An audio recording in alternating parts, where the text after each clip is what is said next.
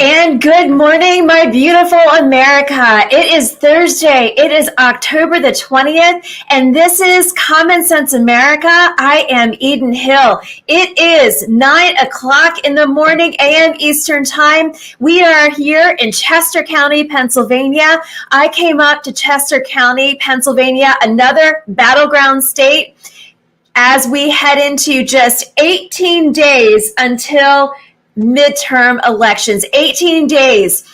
I know in the state that I am from, Eastern North Carolina, another battleground state, today has started early voting. Whether you agree with early voting or not, today has begun early voting for North Carolina. We are looking at Sherry Beasley, Ted Budd for Senate. We are also looking at, for our district, Congressman Greg Murphy, who is running for re-election. We're looking at State House, and we're also looking at judges and local officials. We have a huge battleground midterm election ahead of us. Last night, I had the honor and privilege to go up to Bucks County, Pennsylvania, to be a part of, participate in, and be with friends and family as the Battleground Talkers Tour launched in Bucks County for 9:90 a.m. every morning from 6 to 9 a.m. Krista Gall gets Philadelphia woken up, not woke, woken up to what is happening in our nation, what is happening in our state, what is happening with the Senate race, the governor's race, what is happening at the local level. And last night it was Krista Gall, it was Sebastian Gorka, it was Mike Gallagher, it was Hugh Hewitt. It was 1,100 Americans who are ready to take this country and this state back from the woke culture. It was a power-packed event, and let me just say to you, as we are talking about truth here, this is Common Sense America. The show was founded after I ran for State House for North Carolina. The show was founded on God, family, and freedom. We are all about the United States. We are all about patriotism. We are all about conservative values, and we are all about faith. I am sick and tired of us being censored. I am sick and tired of us being called extremists by the current, quote, President of the United States. That's bullcrap. We are one nation under God. We were founded on principles of liberty and justice. And last night, Dennis Prager, I took notes and notes and notes. And so this show will be filled with a ton of commentary from Dennis Prager and Zeb Gorka. Krista Gall has been talking about it all morning on his show. So if you have a chance to go over and listen to his podcast after this show, it is at 9:90 a.m., The Morning Drive, Krista Gall. Go check it out. I know Mike Gallagher is coming on next. And in addition to that, we have Hugh Hewitt, and then Zeb Gorka does the afternoon. So one thing a couple things I'm going to tell you before I bring over one of my favorite groups, Young Voices, and their powerful contributors. We're going to be talking about economics, poverty, the cities, the breakdown of the cities, the breakdown of small businesses, and the breakdown of fatherhood in our communities and what is happening to the fatherhood aspect. There's a lot we're going to be hitting. News of the day, all things on the table. That is what this show is about. We are all about that. But a couple of things that Dennis Prager said before I bring over our contributor from Young Voices. Prager said, Christianity, we did not explain it to the next generation. Americans and the conservative principles, we did not explain it. We did not acknowledge our role. We have failed. We have failed. We need to explain Christianity. We need to explain conservative values. The left is destroying all standards, and liberty is not one of their values. We know that. That is common sense. But are we awakened enough to do something about it? It is 9:05 a.m. Eastern Time. I am riled up. I'm on 3 cups of coffee because it was a late night last night, and I'm about to bring over our first guest today. It is Joshua Crawford. He is a contributor for Young Voices, and I am so glad to have him here on this show. Good morning, sir. How are you? Good morning. Not quite as energetic as you are, but I will try to match that energy as best I can.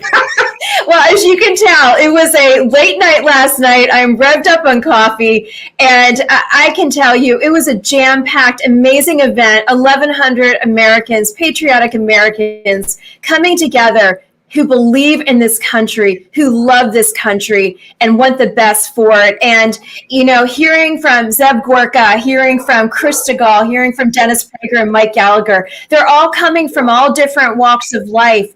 And they are all, you know, imparting wisdom to us as conservatives who want to take back our country, who want to take even the battleground state of Pennsylvania. And I'm from North Carolina, and we are seeing so many different races really hit, especially as we are 18 days out and early voting starts in North Carolina today. But Josh Crawford, I am so glad to have you. I've been reading your work. You are an amazing commentator and contributor to Young Voices. And first and foremost, excuse me, I wanted to talk about what the article you did in Chicago Sun-Times news article about the violent crimes in businesses and what is happening to our businesses because of the violent crimes and the increase in crimes in our cities. Can you break that down for us this morning? Sure. So there have been a couple of high-profile announcements over the last several months from large national corporations, multinational corporations, and their response to increased violence in cities. Starbucks is pulling out locations from cities all over the country. Walgreens closed a number of Bay Area locations, and in both of those instances, they cited the safety of their employees, crime as reasons for doing it. And most recently, the CEO of McDonald's, which is headquartered in Chicago, was speaking to the Economic Club of Chicago and basically said, like, look, we're committed to staying here. We care about the city of Chicago, but you got to meet us halfway. The crime is killing us. It's hurting us from a corporate recruitment standpoint, and it's hurting us from a retail location standpoint. We are sort of ground zero when it comes to opioid overdoses, violent crime, smash and grab robberies, those kinds of things. And all of that is really important. But who this hurts the most is the most vulnerable citizens of these communities to begin with. People tend to think that the poverty-violence relationship is directional from poverty to violence, right? Communities with high rates of poverty, the poverty leads to violence. There's actually not a ton of support for that thesis. What there is support for is the reverse. When violent crime goes up, businesses leave, businesses don't expand, your poor residents get poorer, and your poor residents are less economically mobile than they otherwise would.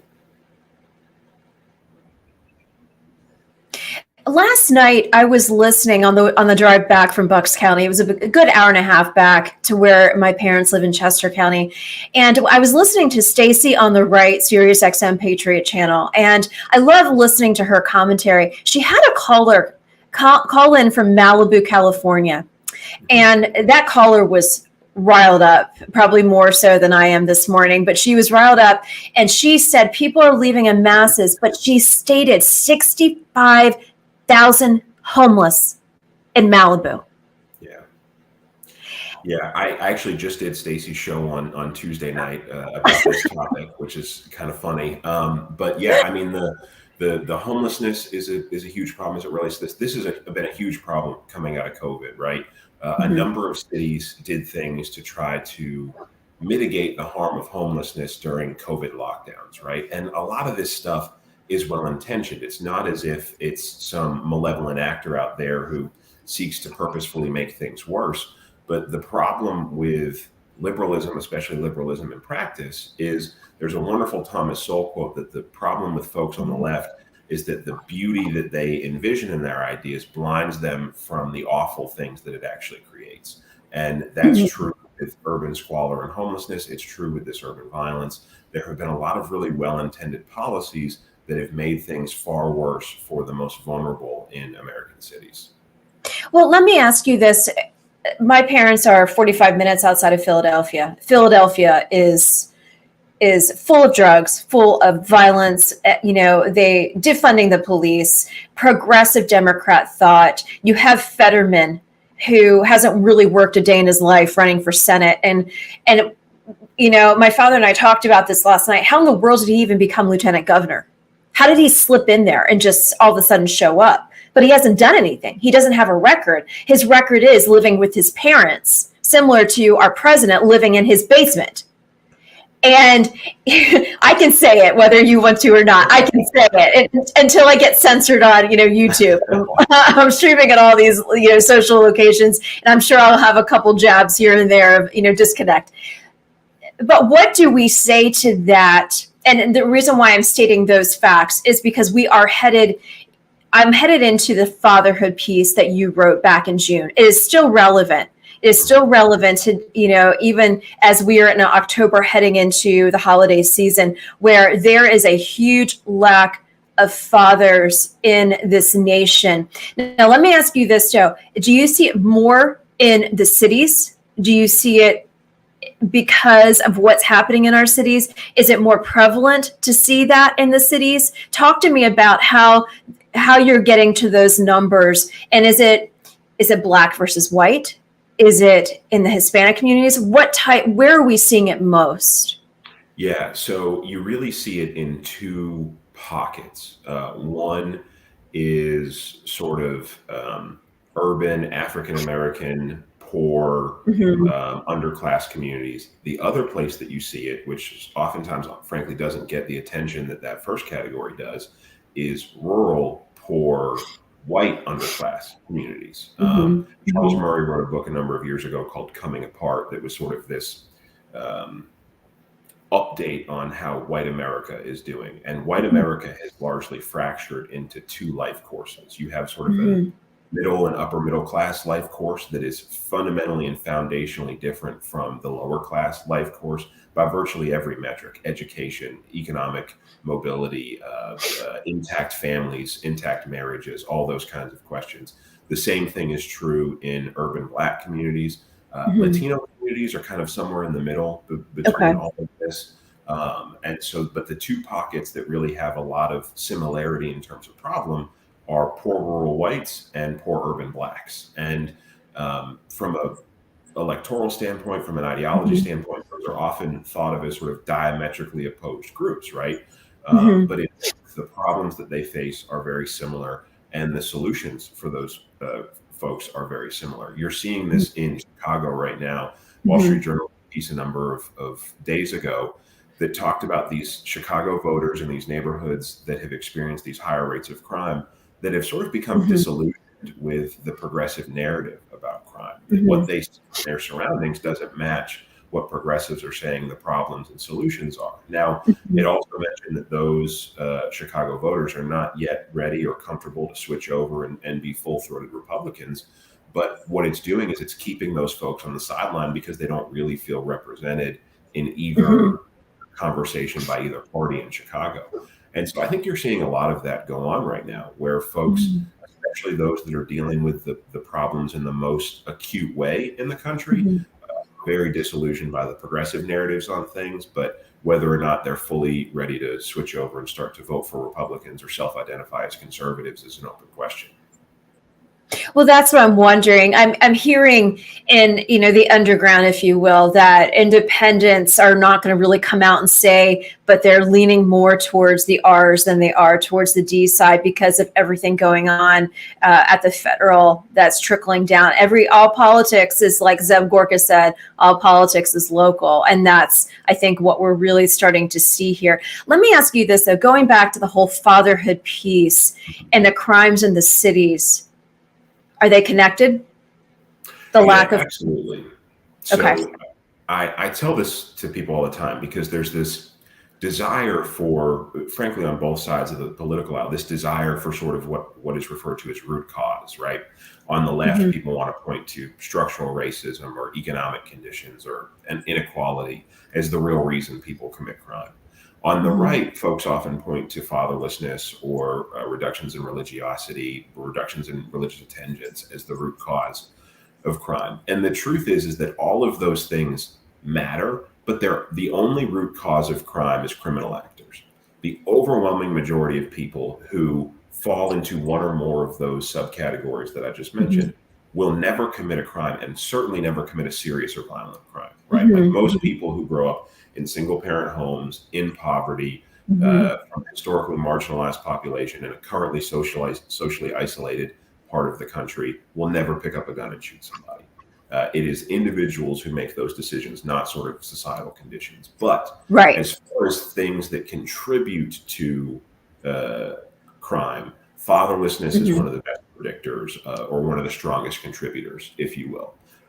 And what we're increasingly seeing in our most vulnerable population, those two I talked about, urban blacks, rural whites, in the sort of bottom quartile of the socioeconomic status, those populations are increasingly seeing fatherless homes. And there's a lot of downsides to that, some of them economic from an earnings standpoint, but especially for young men to not have a father in the home that provides a meaningful role model that can sort of tell right from wrong. And when what is a workload that is designed to be divided between two people becomes entirely bore by one person, try as they might. I mean, there are single mothers out here who are doing heroic work trying to raise kids and create a better environment for them. But it is remarkably difficult to do that as efficiently as two people did. And that's just math. Like 2 is greater than 1. Always.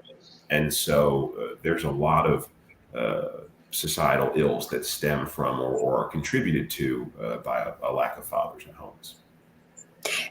Let me ask you, with that, where have we, in the conservative faith-based space, where have we gone wrong to let, or do I even say let, for this to continually unfold and get worse? Where do we need to rise up to prevent this, or be more active in the communities? Or what's that missing link there that we as conservative Christians, that's my huge audience here. We are conservative Christians in this audience. So where have we gone wrong?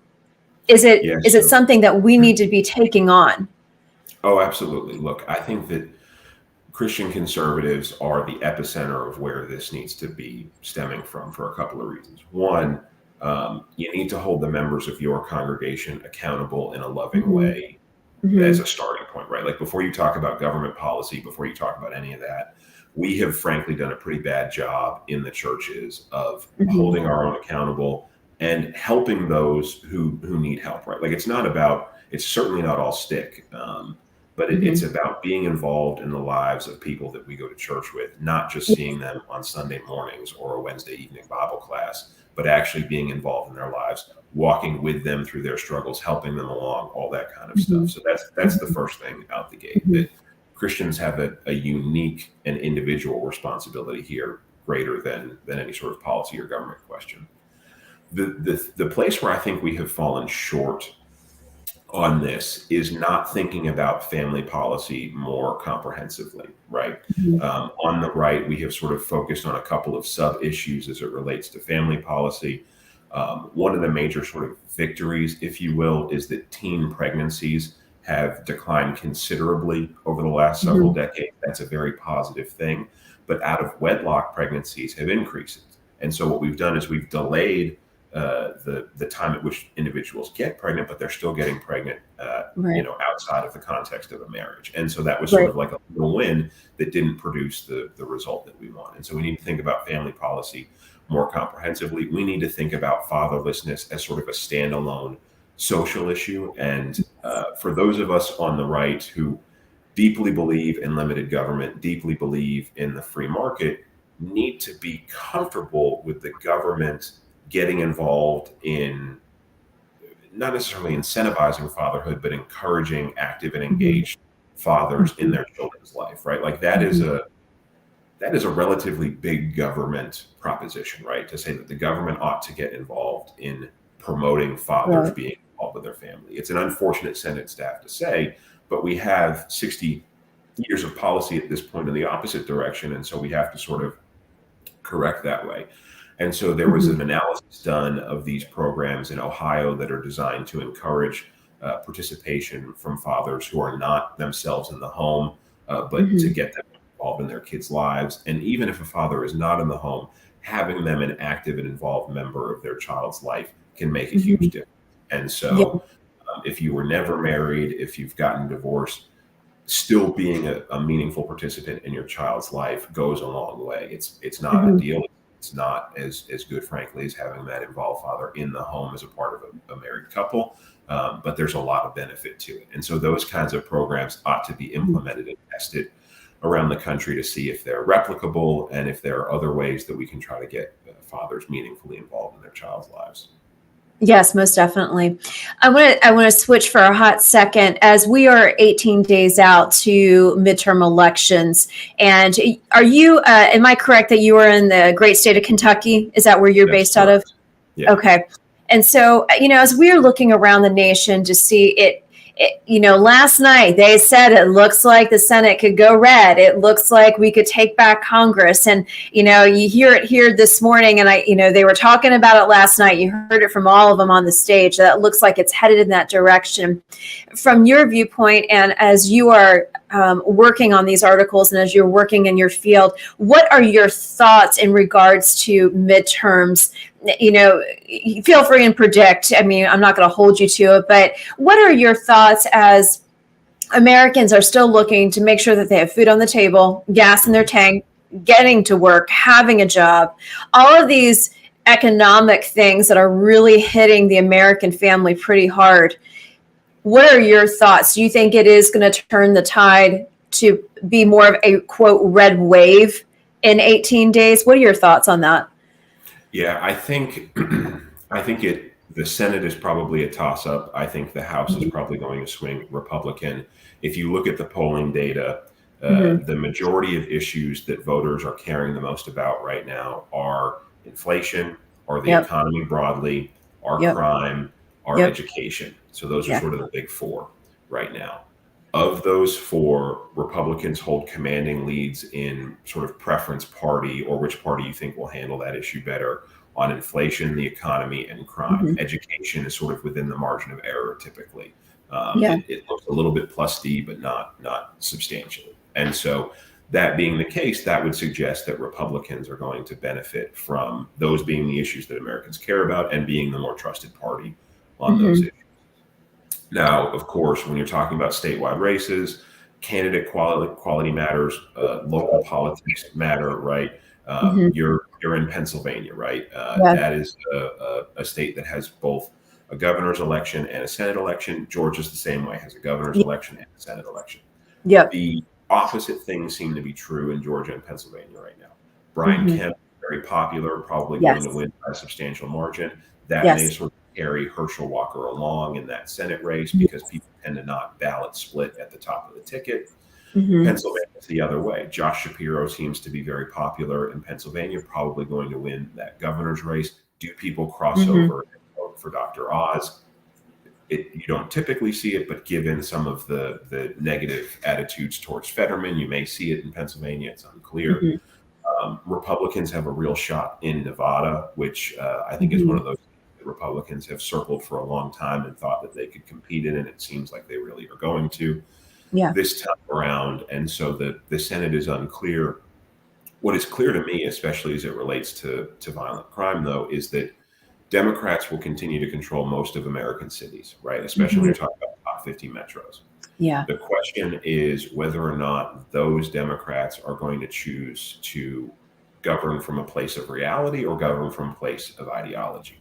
You Right. saw the mayor of Memphis, Tennessee, who is a Democrat, a number of weeks ago after a couple of high-profile incidents, come out and say, look, we need to approach this differently than we have been. We need to get serious about putting violent and serious offenders in prison. We need Mm-hmm. law doing those kinds of things. That kind of Democrat is workable in American city. Mm-hmm. But you look at some of these progressive prosecutors, you look at some of the Right. sort of very progressive politicians in other jurisdictions, and their ideology is just so far removed from the reality that they're Mm-hmm. citizens, that things are not likely to get better in those places. Yeah. Yeah. On that note, we are just about up on the break. Where can we find you? What do you have coming out in the next couple of weeks? Are you working on any specific articles that we can be looking for? Yeah, absolutely. So I am with the Georgia Center for Opportunity, so foropportunity.org. You'll see all my stuff there. I don't have the stomach for Twitter, and so if your listeners want to interact with me on Instagram, it's Great. jcrawford502. That's sort of the only social media I really use. But I post all my stuff there and interact with folks there. Yeah, I've got a piece coming out on sort of the role that redemption can play in individuals re-entering society once they've been incarcerated, getting a job, meaningful employment, all that kind of stuff. That should be out in the short term. And I will likely have a piece on the role that crime has played in the midterm elections once that is over. Well, Josh, I'd love to have you back to talk about both of those. Those sound phenomenal. And as I am going to be doing a lot of features leading into midterms and then post, I would love to have you come back and speak to those. That would be great. And I'm grateful to Young Voices always giving me amazing contributors and commentators like yourself. So thank you so much for being here this morning. I really am grateful. Thank you for having me. All right. Have a wonderful day. Many blessings to you. We'll see you soon. You as well. And for all of those tuning in, this is Common Sense America. I am Eden Hill. And what a great interview with Young Voices news contributor Joshua Crawford. We talked about fatherhood. We talked about midterm elections. We talked about the crime and small businesses and everything that is happening around our nation as we head into the midterms, especially, and, comparisons of the different states. And as we're having governor's races and Senate races and local races, it is all politics ends up being local. So on that note, as we come back from the break, I'm going to highlight, especially from the state of North Carolina, which is where my husband and I are based and where this show is primarily out of in Eastern North Carolina. Thank you to Beaufort County Now, Eastern North Carolina Now, also to Defenders Live and the radio stream carrying this talk radio show. Thank you so much for carrying this show. And also to all those who are out there supporting on the social channels. Thank you for supporting Common Sense America. We do believe in conservative Christian values here at Common Sense America. We do believe in bringing you the truth. On that note, I will be right back, and we're going to talk to you quickly about the breakdown of early voting in North Carolina. We'll be right back.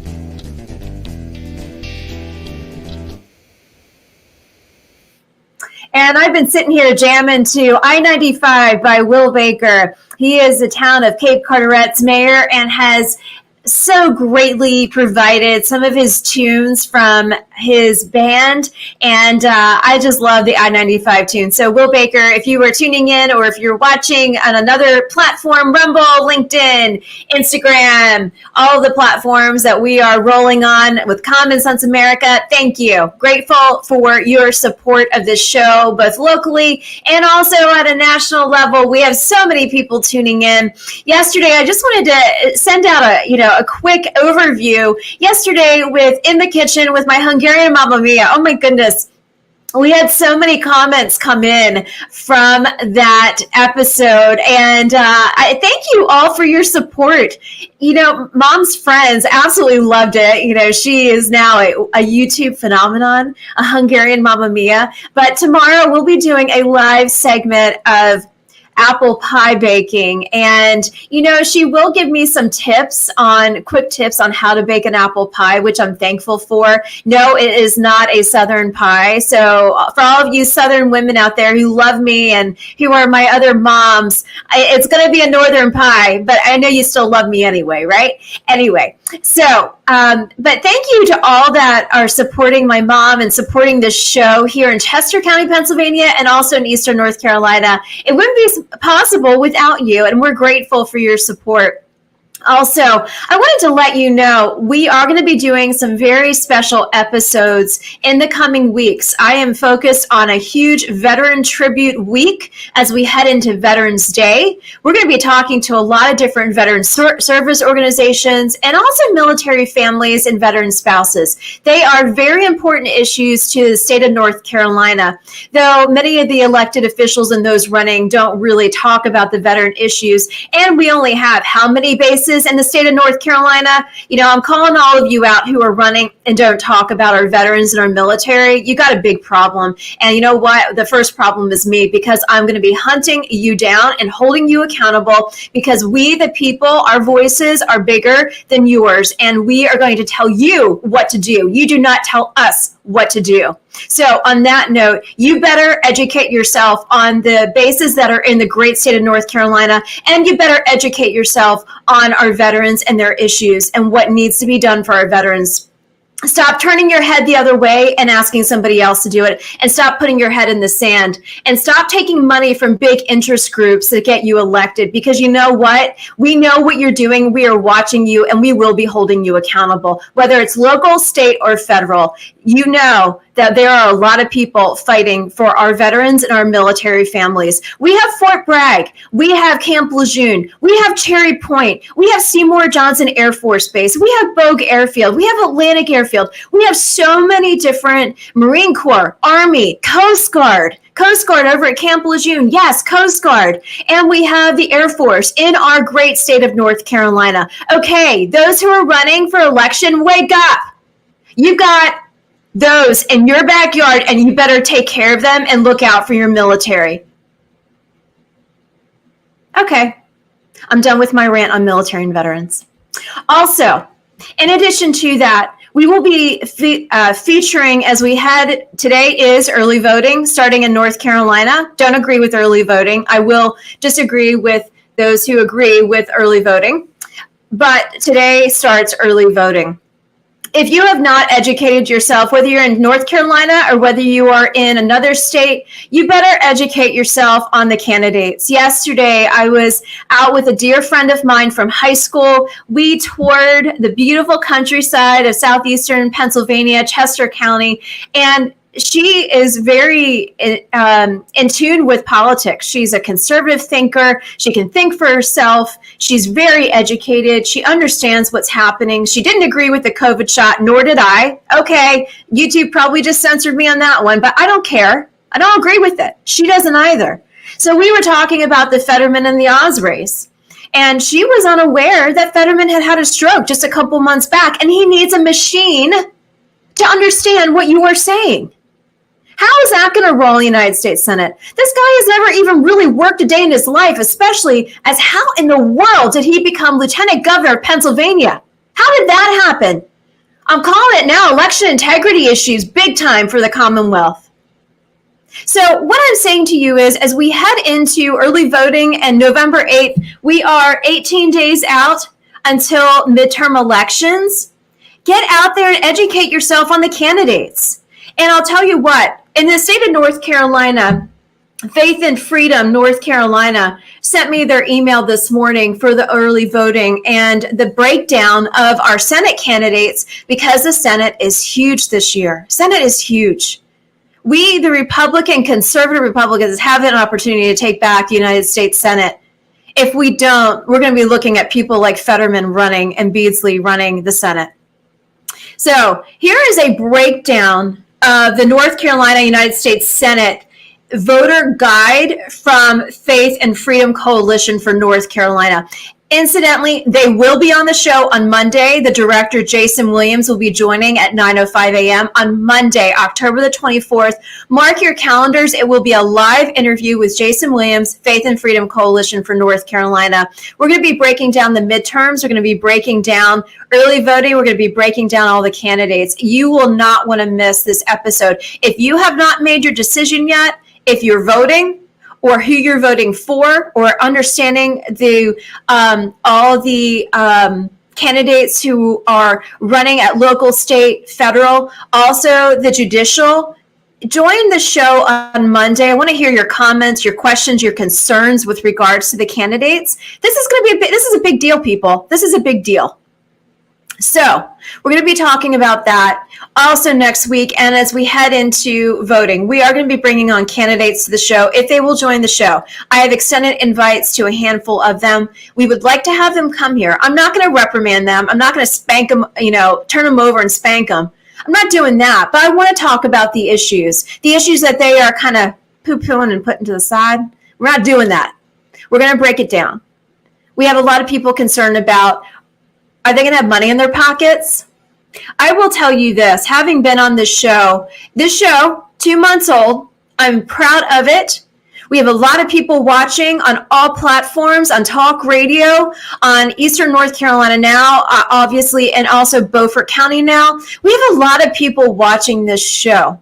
And it's because of you and your support that we're going to continue keeping on with this show. We're going to keep on keeping on. This show is bringing truth to the American people. This show is talking truth. This show is about Christians and the conservative space. This show may be targeted by those in Congress and those liberals and those woke liberals as extremists. And that is what's happening. I was sharing with my friend yesterday. I am targeted as an extremist because of my faith in Christ, because of my conservative values in the Republican space, because I worked for President Trump. Yes, I am being targeted. I am called an extremist by the current sitting whomever. Whether it's Obama or Biden, I don't know who the heck is our president right now.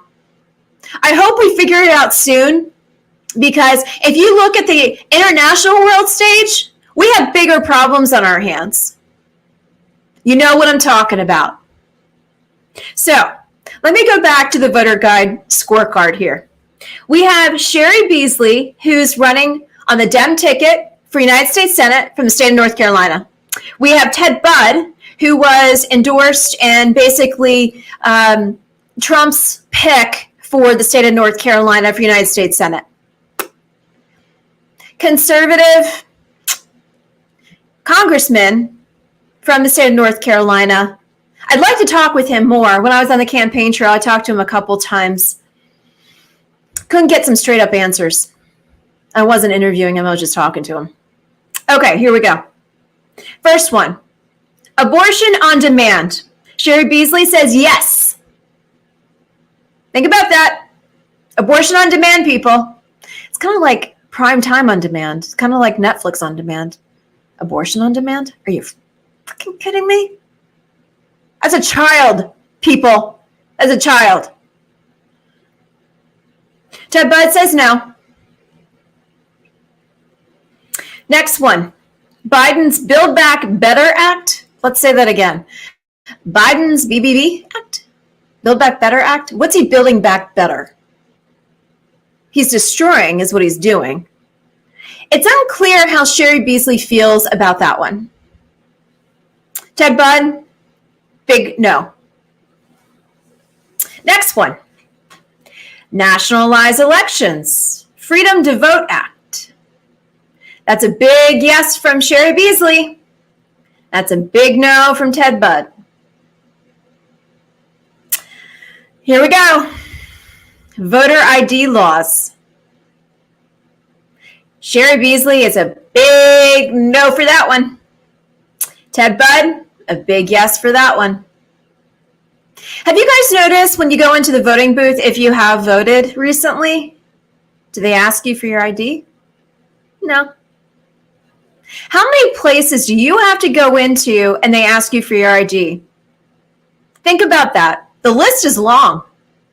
But when you go into the voting booth, you could go in there, memorize somebody else's address. You're good. So how many times have you voted? That's a corrupt system, people, and you know it. Taxpayer Protection Pledge. Taxpayer Protection Pledge. Sherry Beasley is a no. Ted Budd is a yes. Okay, next one. This is interesting. Equality Act. Special rights for LGBTQ, X, Y, and Z. Equality Act. When did we start needing an Equality Act here in the United States? Oh, I don't know. Since Obama came in and said that we are all white supremacists? Give me a break.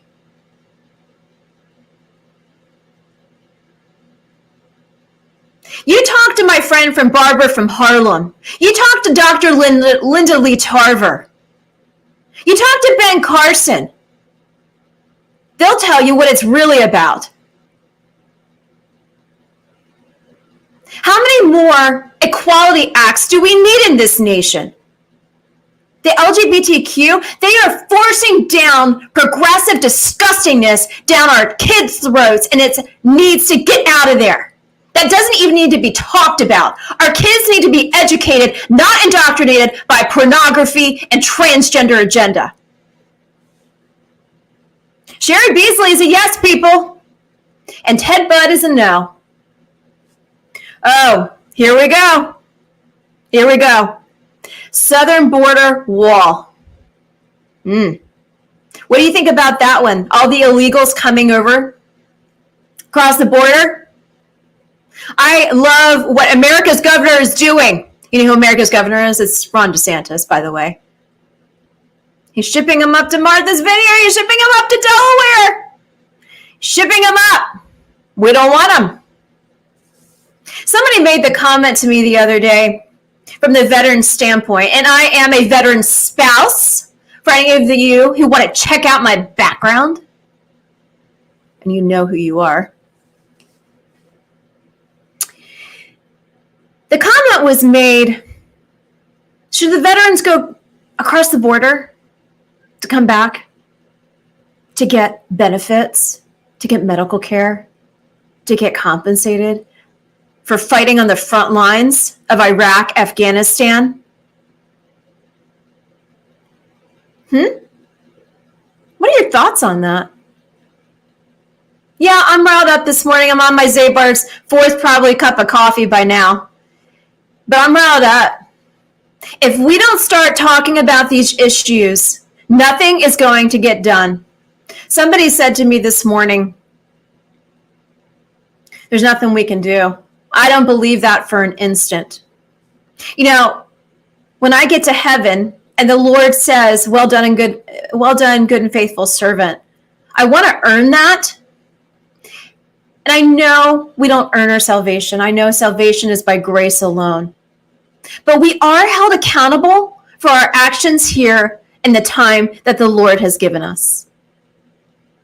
So, are we going to continue to fight or put our head in the sand and sit on our tuchuses and complain?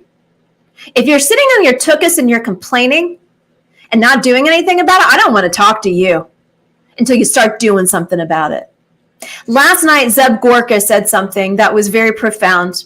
It resonated with me personally because I ran for state house. No, I did not win, but corruption won, unfortunately. Yes, corruption won. But that doesn't mean I'm going to stop fighting. You know why? He said last night his wife has never liked really the political space whatsoever. She's really has stepped, she just stays away from it. She lets him do his thing. But she got involved.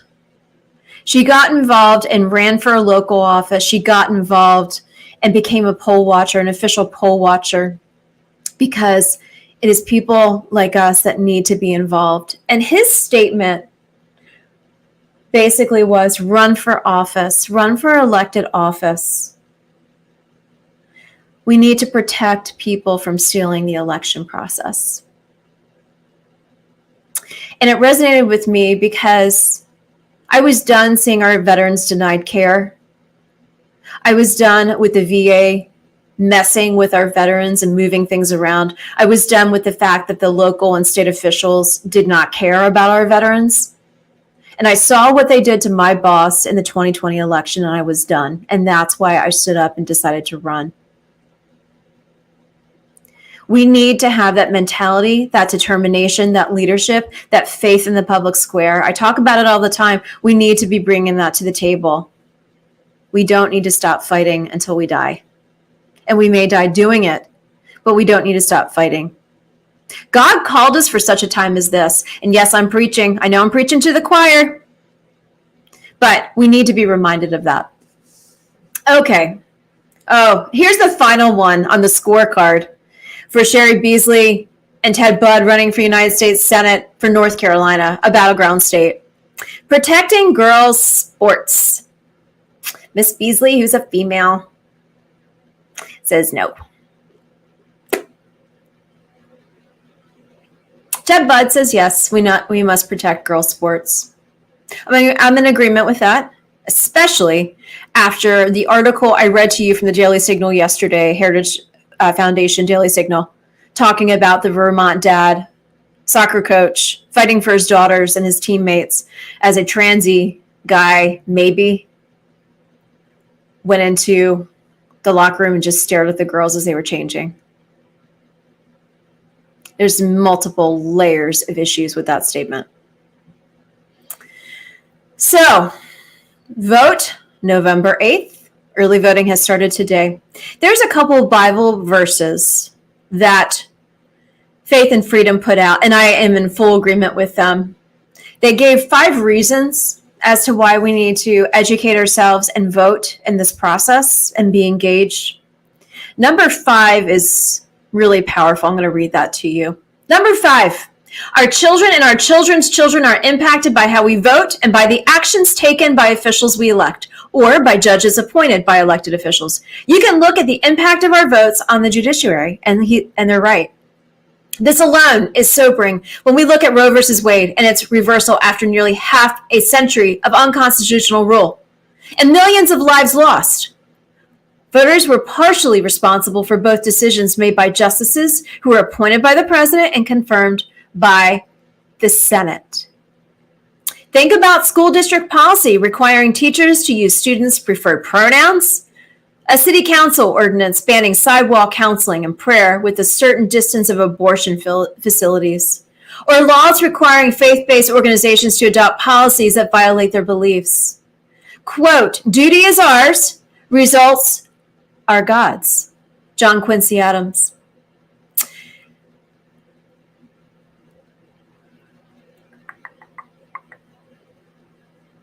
Okay, it's 10 minutes until 10 a.m. Eastern Time. Yes, I'm fired up this morning. Early voting has started in the state of North Carolina, a battleground state. There are a lot of topics and on the table. Economy, inflation, international affairs, military, national security, the homeland, our veterans.